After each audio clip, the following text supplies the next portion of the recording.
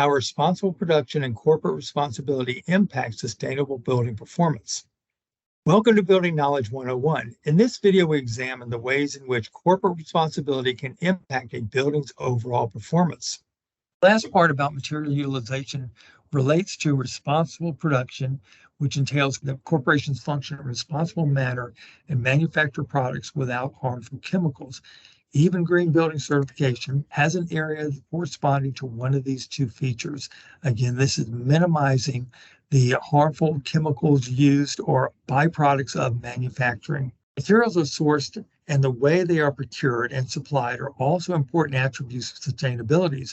Companies should have standards in place for supply chain regarding environmental, social responsibilities and promote economic and social responsibility by requiring adherence to disclosure of fair and equitable business practices throughout the supply chain.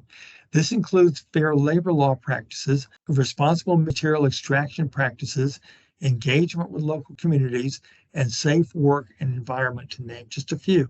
Product material health has been a big topic of discussion in the industry for the last few years.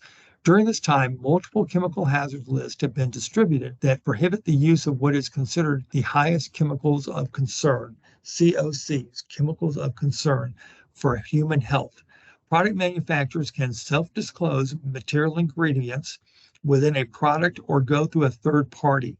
Each type of material ingredient disclosed has various compliance levels. Examples include red less free, declare labels, a silver level material health certification, and cradle to cradle certification bronze.